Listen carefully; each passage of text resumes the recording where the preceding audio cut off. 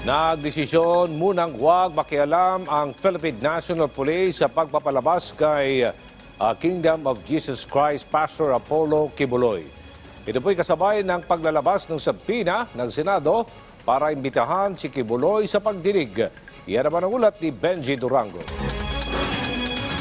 Dumidistansya pa ang Philippine National Police sa pagpapalutang sa pinuno ng Kingdom of Jesus Christ na si Pastor Apollo C. Kibuloy.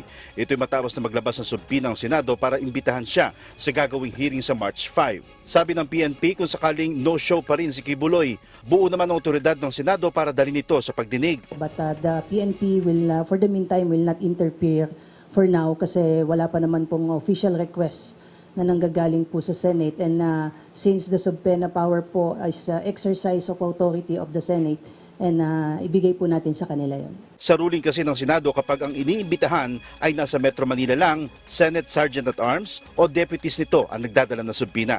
Kung nasa probinsya naman, maaari na lang hingin ng tulong ng pulis para ihain ito. Pero nagtatago pa umano si Kibuloy dahil sa banta sa kanyang buhay at ang sabi niya ay paghahunting sa kanya ng Estados Unidos.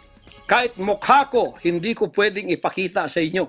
Nasa 43 kaso ang kinakaharap ni Kibuloy sa US, na ang ilan ay may kinalaman sa sex trafficking, fraud and coercion, sex trafficking with children, conspiracy at bulk cash smuggling.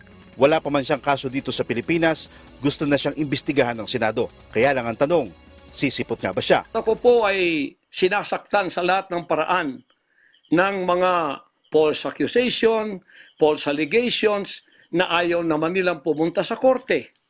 At pagkatapos, ayaw din nilang ipaharap itong mga false accusers na pinaggagawa nila to destroy my reputation. Para sa PNP, wait and see daw muna. Baka kasi bigla namang lumutang.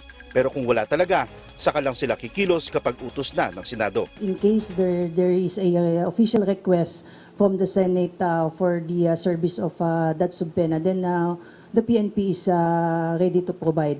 That is the same case also pag kami mga other process naman po na inire-request po ang Congress po, nag-a-assist po ang PNP. Sabi naman ni Kibuloy, nakikipagsabwatan umano sa US ang Pilipinas para mapabagsak siya, bagay na itinatanggi ng PNP. Entitled po siya sa kanya pong opinion. Hindi natin alam kung saan po siya nakakakuha ng mga information na like that po. But on the part of the PNP, we categorically deny any knowledge doon sa sinasabi po niyang sabuatan. The PNP remain focused po sa ating mandate. Benji Durango, para sa Pambansang TV sa Bagong Pilipinas.